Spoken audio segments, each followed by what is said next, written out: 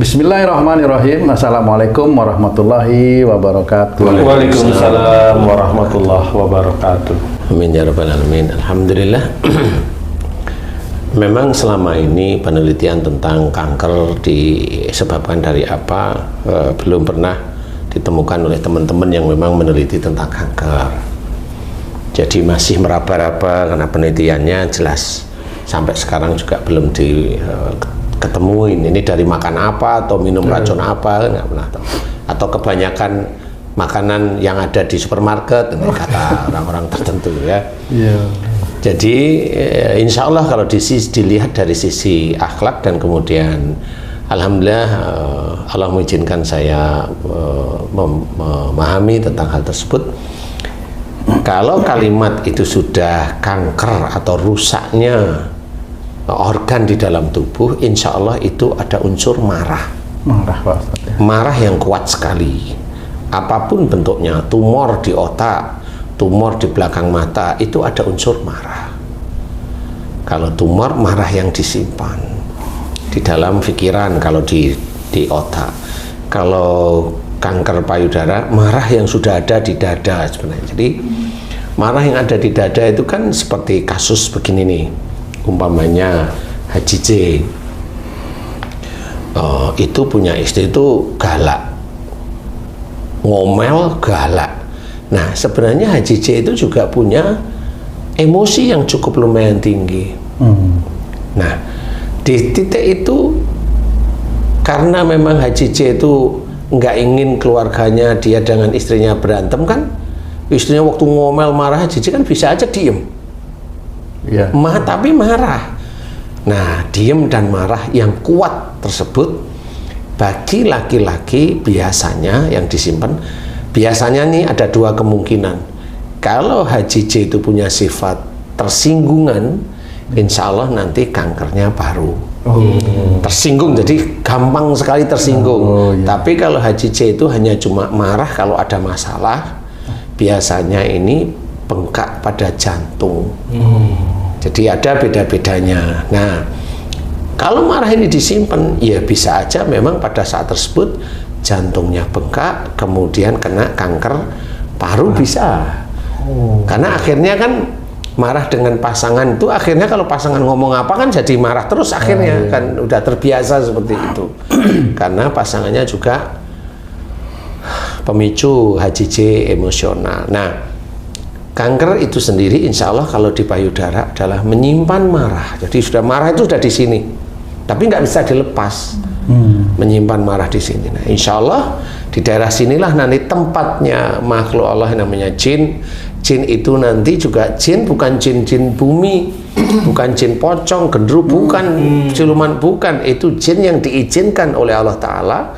Kalau orang itu melanggar firman Allah, melanggar hadis-hadis Nabi yang sahih, mamanya la taktub walakal jannah, jangan marah bagimu surga. Nah orang kan banyak nih marah, dipikir marah itu sudah menjadi habit, ya sudah menjadi kebiasaan. Menurut orang-orang itu marah itu kebiasaan normal. Nah di titik itulah jin-jin tertentu itu masuk ke dada seseorang. Kalau dia marahnya diem dalam di paru-paru, kalau dianya marahnya udah begini mau dikeluarkan, ini dia ada di daerah dada. Biasanya seperti itu. Makanya laki-laki kan ada juga yang kena kanker payudara juga ada, walaupun tidak sebesar wanita. Nah di titik inilah sebenarnya prosesnya. Kalau umpamanya si artis atau siapapun kena kanker macam-macam. Wanita yang kena kanker payudara ini umpamanya marah nih. Umpamanya wanita ini punya suami, suaminya selingkuh dan dia tipikal yang dendam, benci yang selalu ada dalam pikiran. Jadi kalau lihat suaminya pergi mau kerja itu sudah curiga, kemudian udah marah, udah ini, udah itu. Nah itu ada dua titik nanti. Kalau dia curiga dan emosi, dia ada tumor di kepala. Kalau dia itu menyimpan marah, tiap kali suaminya keluar dia menyimpan marah, insya Allah dia siap-siap terkena kanker payudara. Siap-siap aja ya. Nah insya Allah itu yang menyebabkan persoalan kehidupan itu munculnya sakit. Ustadz, kalau wanita kena kanker payudara, apakah selalu berhubungan dengan suami yang selingkuh, Ustadz? Apa karena payudara ini menandakan kewanitaan sehingga akibat dari suami yang suka selingkuh? Karena teman saya seperti itu, Ustadz. Suaminya itu pendiam sih, nggak banyak ngomong. Kalau ngomong kan berarti kan bikin marah istri. Ini nggak banyak ngomong, tapi dia ketahuan terus selingkuh gitu. Ketahuan terus selingkuh, nggak cuma sekali. Iya, akhirnya istrinya jadi marah, dia kanker payudara sampai meninggal. Istrinya itu. Insya Allah memang itulah yang tadi kejadian-kejadian yang memang sering dialami semua manusia di dunia, khususnya wanita yang berhubungan dengan kanker. Dan ini harus diketahui. Jadi itu nggak akan bisa terdetek kecuali kalau memang dia mau tes kanker atau cek kanker itu ada, yaitu kalau sudah muncul. Kalau dalam keseharian nggak akan tahu. Orang yang dia hidupnya sehat kena kanker sebenarnya. Nah, disinilah yang harus kita ketahui bahwa akhlak yang tidak baik inilah yang memicu seseorang itu terkena penyakit. Apa saja penyakit, apa saja. Dia punya pikiran, dia punya orang sibuk, kemudian dia kalau ada persoalan jarang dia bicara mamanya. Kemudian jarang dia bicara, jarang dia mengungkapkan. Persoalan yang sulit pun dia jarang bicara. Nah, insya Allah itu nanti ada kecenderungan pembuluh darah di otak itu menyumbat. Kemudian terjadilah stroke. Jadi orang stroke biasanya rata-rata orangnya agak pendiam. Pendiam, jarang sekali. Ada emosional pun dia diem di dalam sini. Jadi orang stroke itu marahnya di sini, bukan di sini. Insya Allah seperti itu. Nah, kalau kasus seperti temannya Haji J tersebut ya seperti itu. Walaupun suaminya diem tapi selingkuh, kan begitu ya. Dan selingkuh nggak cuma sekali, berkali-kali. Nah, karena si suami ini punya istri, punya karakter itu ya emosional, walaupun diem umpamanya atau emosional keluar, dilalah suaminya ndablek sih. Ndablek itu ketahuan, ya maaf, aku nggak ngulang. Ya sih, 2 bulan, 3 bulan, setengah tahun, aman lah, kan gitu. Setahun aman masih. Alhamdulillah istrinya senang. Setahun lebih sehari, kumat lagi setahun lebih sehari. Nah, jadi ini yang akan memicu keinget masa lalu lagi, sehingga itu memicu marah itu setiap hari akan muncul. Kalau lihat suaminya datang itu muncul, udah curiga, dilihatin aja wajahnya, leher, baju, cium-ciumin bajunya kan gitu. Ada wangi lain nggak? Wangi lain nggak kan gitu. Kalau misalnya belum mempunyai suami gitu Pak Ustadz, itu marah sama siapa? Iya bisa aja marah dengan saudara-saudaranya. Umpamanya dia itu yang umpamanya dia sebagai tulang punggung keluarga umpamanya. Jadi kalau orang itu punya karakter merasa dirinya tulang punggung, merasa nih. Biasanya orang ini merasa bahwa dia itu lebih dominan di dalam keluarga. Nah, kalau orang dominan biasanya cenderung emosinya pasti muncul. Orang dominan, siapapun kalau dominan emosi muncul. Rata-rata ya, tidak 100%. Pimpinan namanya kamu punya direktur, nah, dominan toh, sering nggak ada emosi muncul. Nah, direksi aja namanya, dilihat karo rapat, ya semaunya sendiri ya kalau ngomong. Nah, itu dominan karena dia merasa pimpinan. Nah, siapapun orang itu kalau merasa dominan seperti itu, kecuali orang itu sudah zuhud, walaupun dia pimpinan perusahaan tinggi, karena dia zuhud ya biasa aja, ada anak buahnya salah nyantai diselesaikan dengan baik dengan ini, dan itu jarang ya seperti itu. Dia bisa di perusahaan santai tapi di keluarga belum tentu, kan seperti itu. Nah, kalau dia dominan, nah marahnya dengan siapa? Karena dia dominan ya marahnya dengan saudara-saudaranya itu.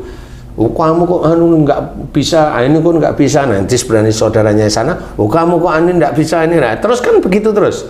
Kalau dia merasa dominan setiap hari-hari kan, dia ya hari-hariannya ya bisa aja ngomelin saudaranya. Oh iya gitu, jadi gitu. Merasa dominan itu. Ya? Dia merasa dominan, dan bisa juga marah dengan orang tuanya, walaupun kelasnya tidak terlalu sering lah, tapi ada kemarahan dengan orang tuanya. Insya Allah seperti itu. Jadi makanya kenapa kalau Rasulullah itu menceritakan la taktab walakal jannah, itu memang benar. Jangan marah bagimu surga. Banyak dari saudara-saudara kita itu tidak paham. Bisa cerita jangan marah bagimu surga, tapi suruh buktiin kenapa itu kalau tidak marah itu bisa masuk surga. Karena nggak tahu. Karena marah itu memang dilarang dalam Quran. Makanya yang disuruh adalah fa'fu anhum, maafkanlah mereka. Nah itulah cara-cara Allah. Loh, kan saya yang benar. Iya, tapi ini kan Allah yang menyuruh. Kalaupun benar, kalaupun kita dizalimi, disuruh kita memaafkan. Agar apa? Kalau dia zalim kepada kita, insya Allah dalam hadis juga diceritakan bahwa pahala mereka akan diberikan kepada kita. Apa nggak enak yang seperti itu? Kalau nanti dia pahalanya habis, dosa kita diberikan kepada yang zalim kepada kita, kan enak. Kalau momennya dia tidak punya pahala, dosa kita yang diberikan kepada mereka, kan enak. Jadi kita tanpa melakukan amalan-amalan baik, tapi mendapatkan pahala-pahala hibahan dari mereka. Makanya Allah menyuruh seperti itu. Nah, istilahnya kalau mamanya, apakah orang meninggal itu juga karena kanker? Ya sebenarnya juga ada beberapa ayat yang akan menjadikan seseorang harus berpikir. Karena sebenarnya menurut saya agama Islam itu real aja. Contoh yang real ya. Wa ma asabakum min musibatin fa bima kasabat aydikum. Apa saja musibah yang kau terima itu disebabkan dari buah tanganmu sendiri. Nah, kalau orang Islam itu mau tahu tentang ayat ini kan mikir, kalau saya berbuat baik kan nggak diberi musibah oleh Allah Ta'ala. Harusnya berpikir seperti itu. Berarti ini ada perbuatan saya yang salah, yang dosa di hadapan Allah. Nah, selama ini banyak orang Islam yang tidak mau mengakui dirinya dosa.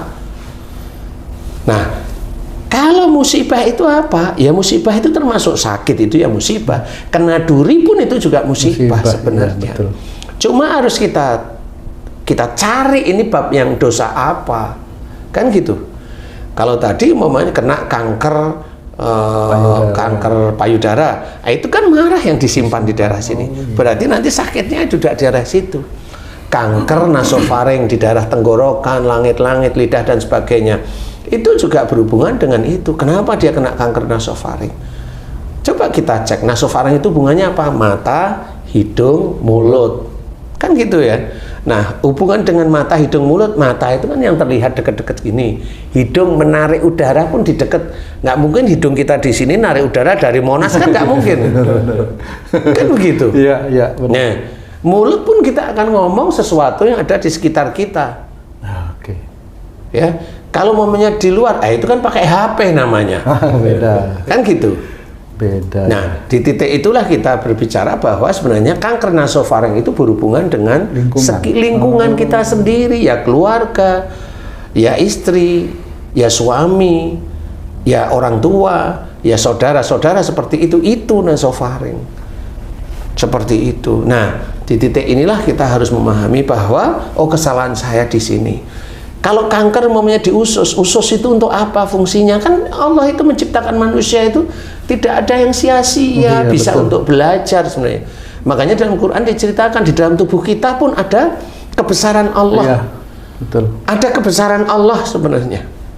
Bagaimana kalau teman-teman dokter itu melihat pembuluh darah? Itu kebesaran Allah, jalan semua. Nah, cuma kebesaran Allah yang satunya lagi apa? Jantung itu bergerak tanpa ada listrik. Nah, itulah orang harus berpikir. Siapa yang gerakin? Ya, siapa yang gerakin kan begitu akhirnya ya. Ya, itulah salah satu kebesaran Allah yang sampai sekarang ya apa yang gerakin. Nah, itulah malaikat yang bekerja di jantung.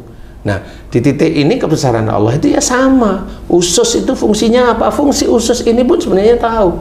Fungsi usus ini adalah menyerap, kemudian mengeluarkan, menyerap sesuatu yang baik diserap, kemudian dialirkan menjadi sesuatu hal yang baik di tubuh, dikeluarkan kalau nggak baik ya keluar melalui BAB, kan seperti itu. Nah, usus itu sesuatu yang mulai makan dari mulut, dicerna oleh perut, kemudian diserap.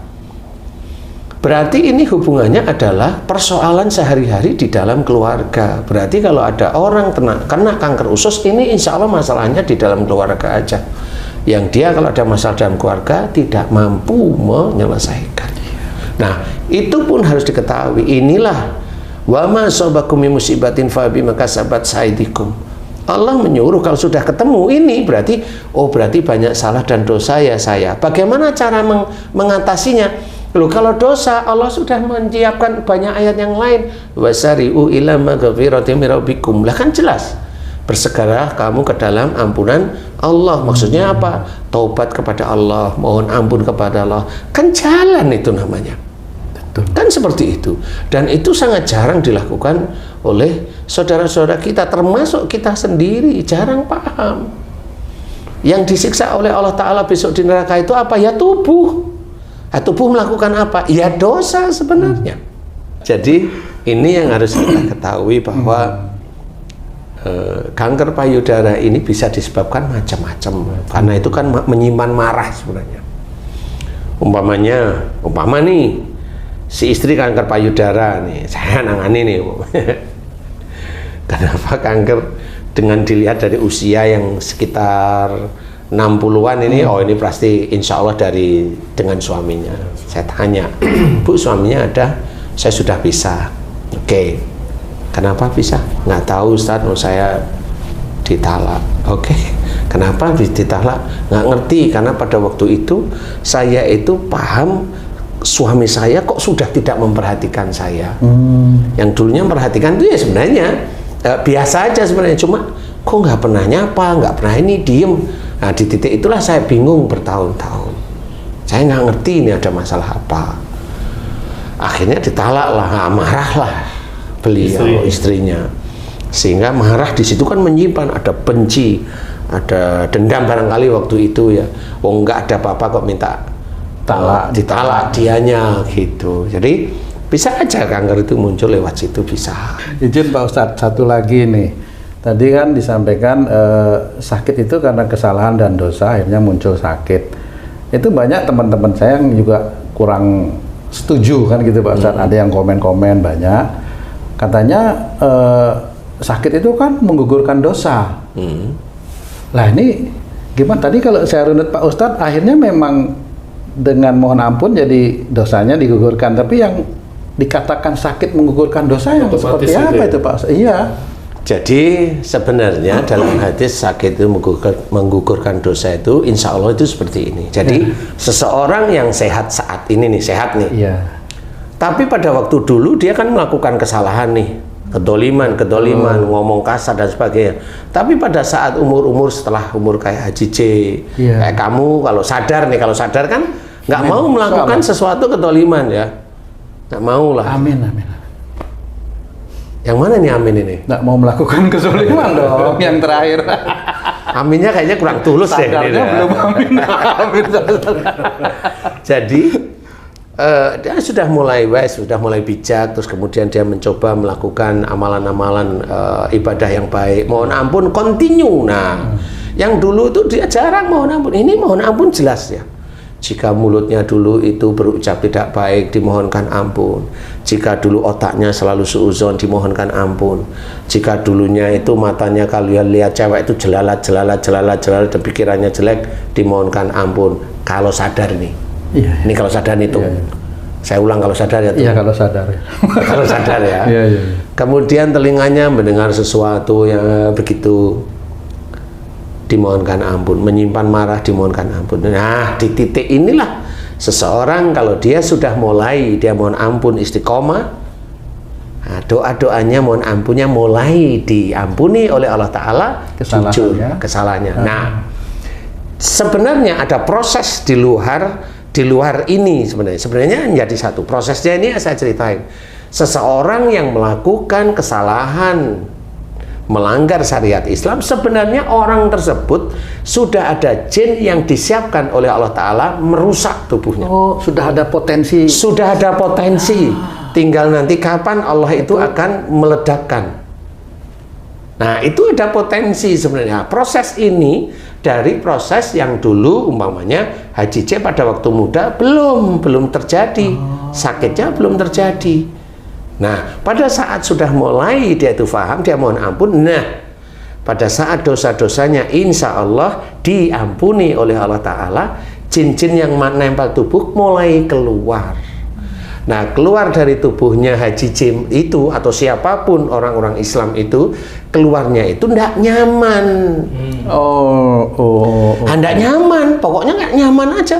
Bangun tidur bukannya sehat kayak orang-orang yang normal itu, dia bangun tidur tidak nyaman, kok tubuhku nggak nyaman ya, gitu. Kemudian bangun tidur, ini orang-orang yang sudah mulai istiqomah, mohon ampun, bersyukur kepada Allah Ta'ala. Kemudian bangun tidur, kaki telapak kakinya kalau buat nginjak, bangun tidur itu kan nginjak nih, mau wudhu nih, mau sholat nih.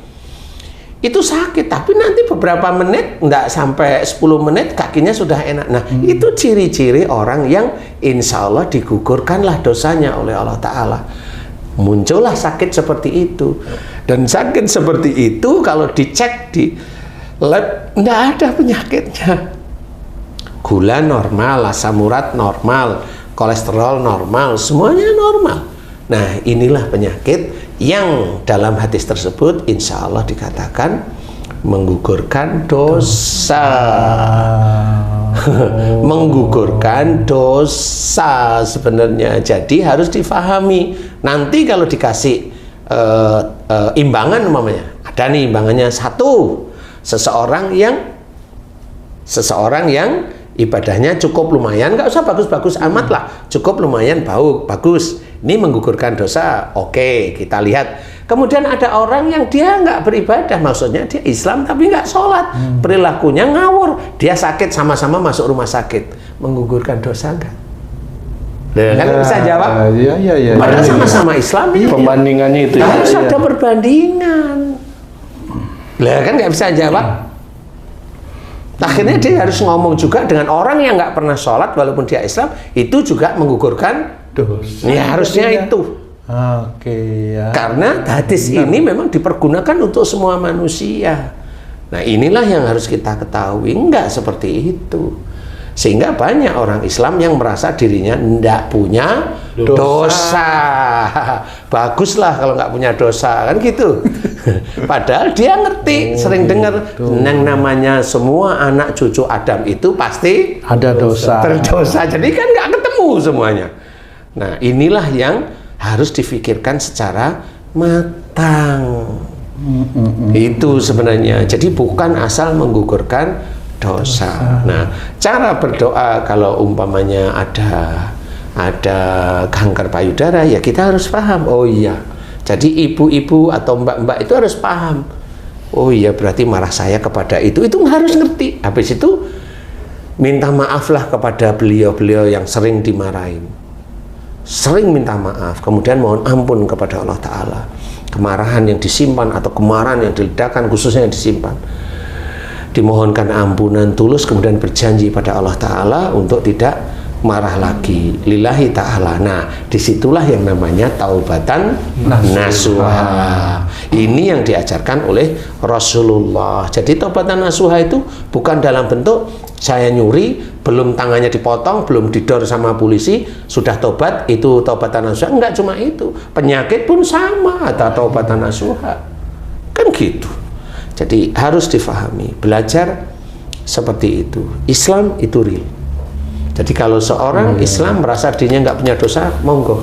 Aduh, iya. Kan gitu, monggo aja. Kenapa Allah itu juga banyak dalam ayat-ayatnya juga menyuruh kita orang Islam itu memohon ampun. Wasyari'u ila maghfiratin min rabbikum. Jelas. Nah, disinilah harus kita fahami bahwa Allah menyuruh bahwa kita ini sebenarnya banyak dosa. Nah, pada saat Allah itu menceritakan tentang sakitnya, ya itu sebenarnya dosanya itu sudah di pucuk di titik itu sudah di puncaknya. Ditampakkan. Makanya diceritakan di dalam surat yang lain, dalam surat As-Sajdah 21. Wala nutikannahum minal adabil adna dunnal adabil akbar. Belakangnya la'allahum yarji'un. Nah, di titik ini kita harus mengetahui, dan sungguh Allah menimpakan kepada mereka siksa kecil di dunia. Itu yang mana itu Pak Ustaz? Siksa kecil? Siksa kecil di dunia ya. Kalau kamu itu sakit itu ya siksa kecil di dunia. Iya. sebelum siksa besar di akhirat. Nah, di sini itu kan berarti memberikan pengetahuan pada kita, loh, berarti orang yang disiksa di dunia oleh Allah Ta'ala, berarti di akhiratnya nanti masuk neraka, udah jelas. Itu berhubungan antara siksa dunia dengan siksa akhirat. Iya, baca aja sendiri nanti kan paham. Itu gampang kok sebenarnya. Untuk menelah, loh, berarti kita itu kan harus belajar. Makanya itu berhubungan salah satunya dengan la taktab walakal jannah. Berhubungan dengan fa'fu anhum. Berhubungan dengan banyak hal sebenarnya disuruh oleh Allah Ta'ala. Nah, di titik inilah yang harus kita ketahui. Belajar dari keadaan. Semua yang ada di dunia ini adalah ujian untuk kita. Kamu, Haji C, teman-teman beriman, itu ujian bagi saya.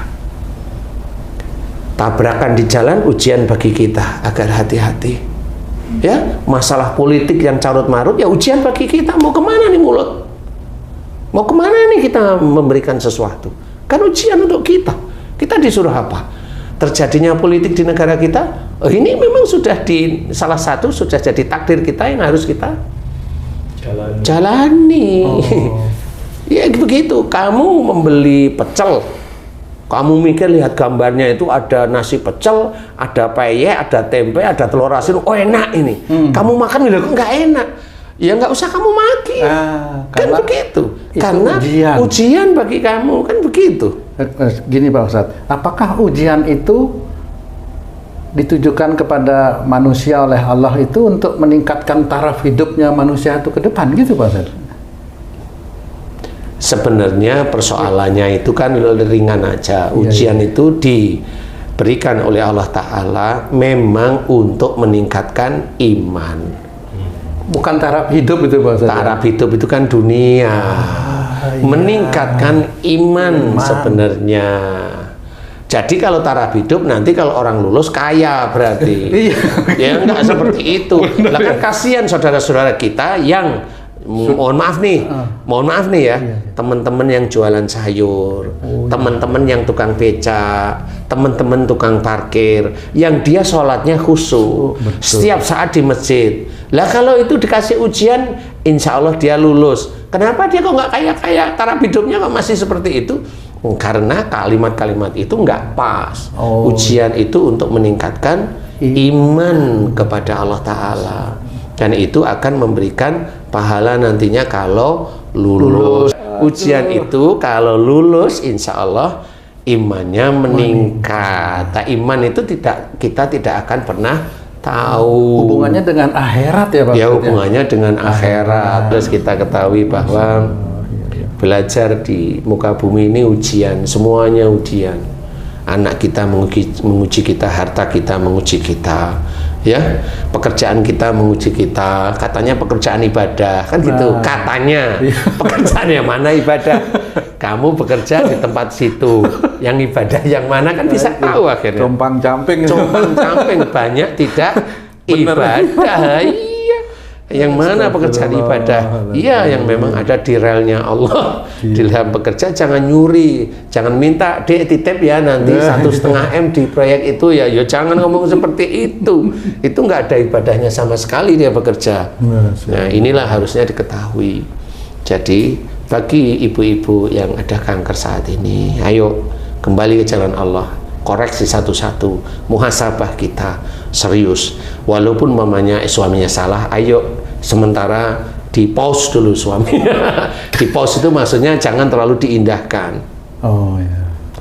Menata diri dulu, dekatkan pada Allah Ta'ala, mohon ampun. Nah, mudah-mudahan dengan cara seperti itu, mohon ampun terus-terusan, kemudian jangan lakukan kemarahan dengan suami lagi atau siapapun yang sering ibu-ibu marah.